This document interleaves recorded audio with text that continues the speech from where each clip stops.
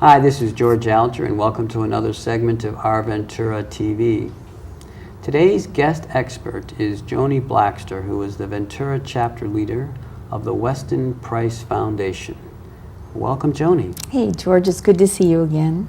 So today we're going to be talking about getting people off of drugs or alcohol, or basically getting them away from addictions through nutrition. Exactly.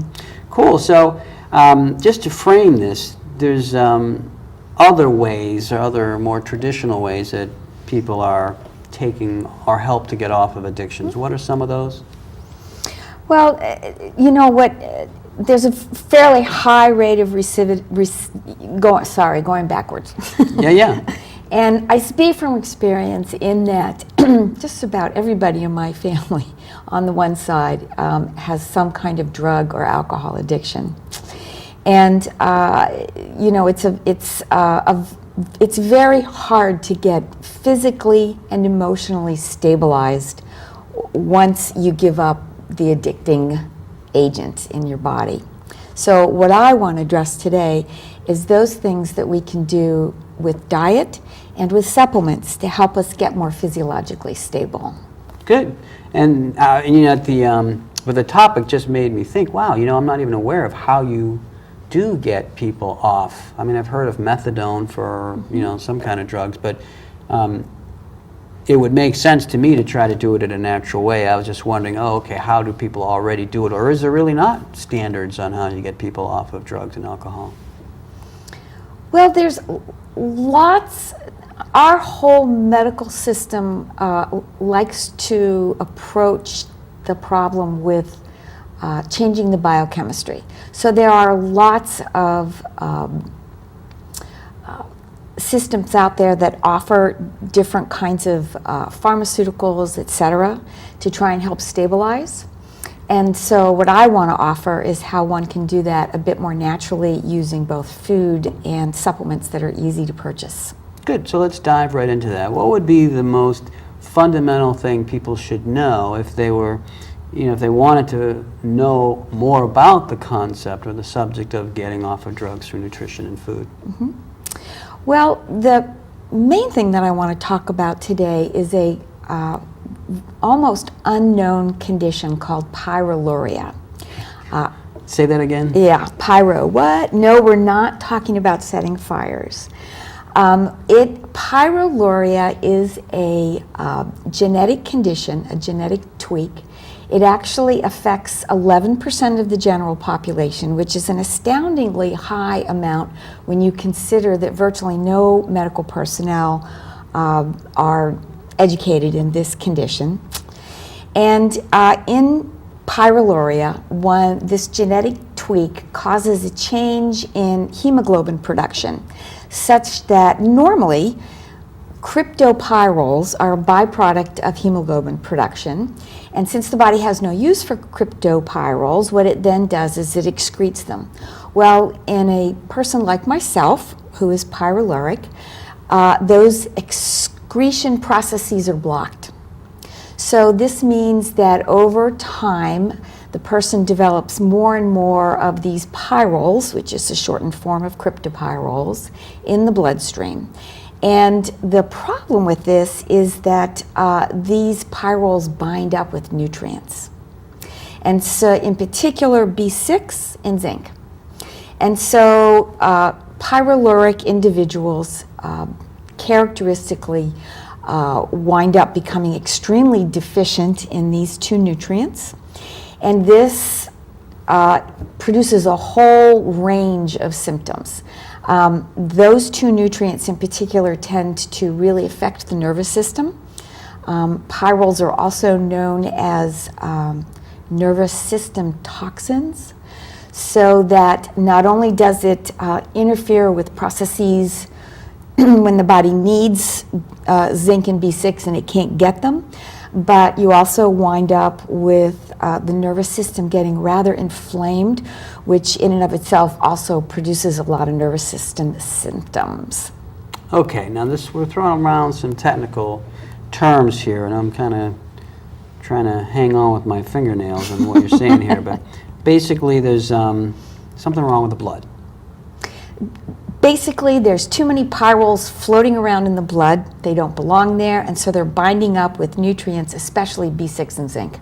Okay. Okay. So your body gets depleted of these nutrients. Yep. And the idea would be to give additional nutrients so that the Exactly. body can get back to a normal state. Yep.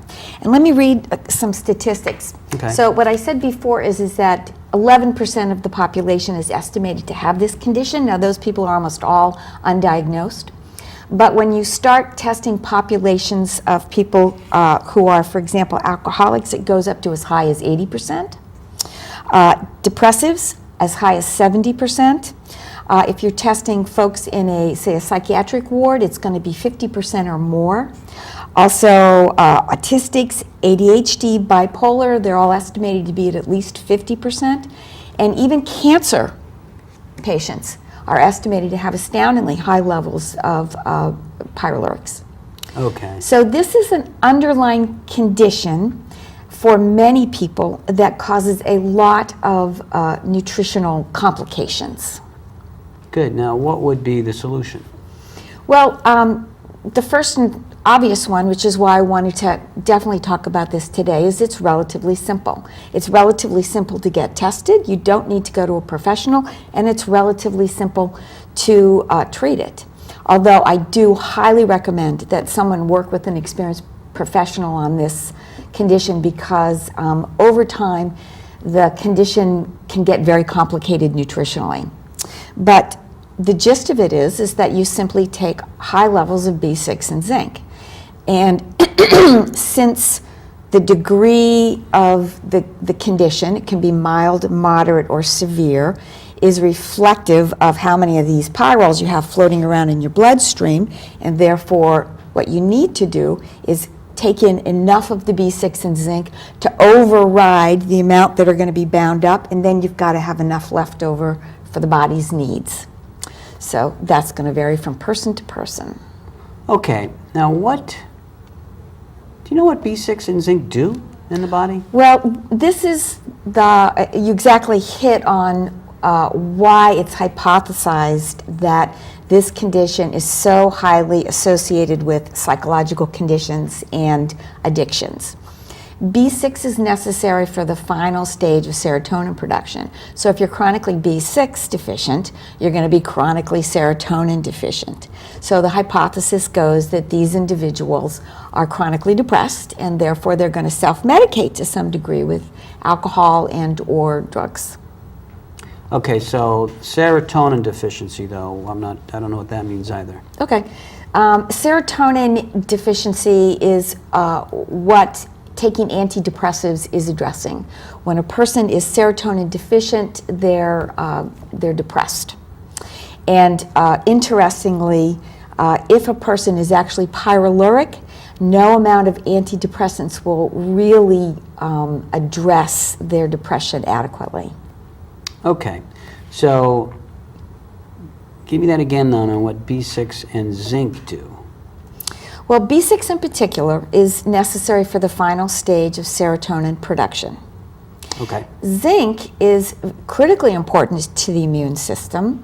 Many studies showing increased levels of zinc intake will cut down coughs, colds, bronchitis, that kind of thing. But also zinc is also very important to the nervous system. So being deficient in those two nutrients is a real big double whammy to the nervous system. Okay, so there's lots of vitamins, of course, and there's some that at least, I've understood that are associated with healing the body, vitamin C for one, but I've not really heard of vitamin 6 and zinc as needing a special emphasis for anything. But I'm not knowledgeable about the subject either. So, but yet these are the key vitamins for someone who's coming off of addiction.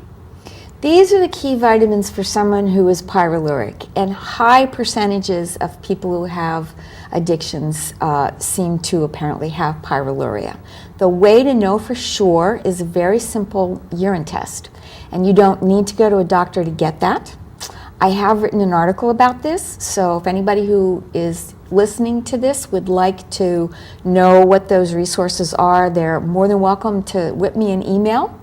And my email address is simply wapfventura@gmail.com. That's WAPF for Weston A. Price Foundation, Ventura. And I would be happy to send them that article that I wrote. It will tell them not only how to get in touch with labs that can do this simple urine test, it will also give them a list of links to practitioners who work with folks who have pyroluria. Good. Now, you mentioned food as part of this Absolutely. healing process. Yeah. What can you say about that? Well, I think I can't say this strongly enough, and this may come as a big surprise, but fat, and more fat. Wow. Yeah. And when I say fat, what I really am emphasizing here is the animal fats. Okay. The reason for that is that in my observation, folks with pyroluria almost across the board also have adrenal exhaustion. Adrenal exhaustion is when we rely on the adrenals on a day-to-day basis for cortisol production and energy. So when the adrenals get exhausted, it means that our cortisol production is on the low side. So we feel tired a lot. And adrenals need a lot of fat to be stabilized, because the key to really giving good steady energy to adrenals is not protein so much, it's really fat. We are really, in my opinion, the human body is much more a ketogenic or fat burner than a glucose burner. You know, we know from looking at anthropological evidence that our genes are 99.995% still exactly the same as Paleolithic our ancestors from several million years ago. And they really relied on moderate amounts of animal protein in combination with substantial amounts of animal fat. It's the fat that really stabilizes our blood sugar levels. Okay. Now, I'm wondering though, nutrition is not my topic of expertise, but when you emphasize fat, is that what is the most obvious thing that translates into overweight for people? Being overweight? Actually, it's exactly the opposite. What we now understand from lots and lots of clinical studies, and we actually knew this and they got kind of buried for a while, and now even Dr. Oz understands this. It is not fat that makes us fat. It is the carbs, the sugars, and the starches. And so those also are what turn into the sugar in our bloodstream. And when sugar goes up very quickly, we now understand then it also very quickly goes back down again. That is very difficult on adrenals. We absolutely need healthy adrenals for good recovery from addictions. And so it's critically important to make sure that blood sugar levels stay stable so that the adrenals can begin to get back up to snuff, producing the energy that we need. Wow. Does that make sense? Well, I mean, it's new information for me, so let me just throw this into the mix. If we're going to add fat to our diet in a bigger way than we've been led to believe in the past, can we also add chocolate? Yeah. Okay. Depending. Chocolate is very high up there on the allergen list. And one of the things that happens concurrently with adrenal exhaustion is we begin to be allergic to more and more foods. So you have to see. What I say to everybody is your body is the bottom line. If you notice after you, and characteristically, we crave the foods that we have allergic responses to.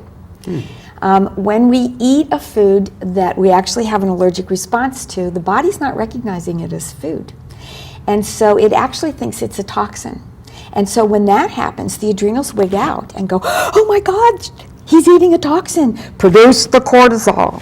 And so the adrenals at that point get a slam to actually produce cortisol, which gives us a nice little energy boost. So we eat our chocolate and we get our nice little high and we go, oh, I feel great. And then if we're coming down off an allergic response, it's not too much longer after that that we kind of crash.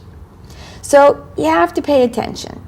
How are you feeling at the moment that you eat it? How are you feeling an hour, 2 hours later? That'll clue you in. Okay, so we'll vary from person to person. Exactly. We have run out of time. Okay. All right, so I just wanted to thank you for coming once again. Absolutely. Thank you again, George. This is George Alger signing off for this segment of Our Ventura TV. Until we meet again.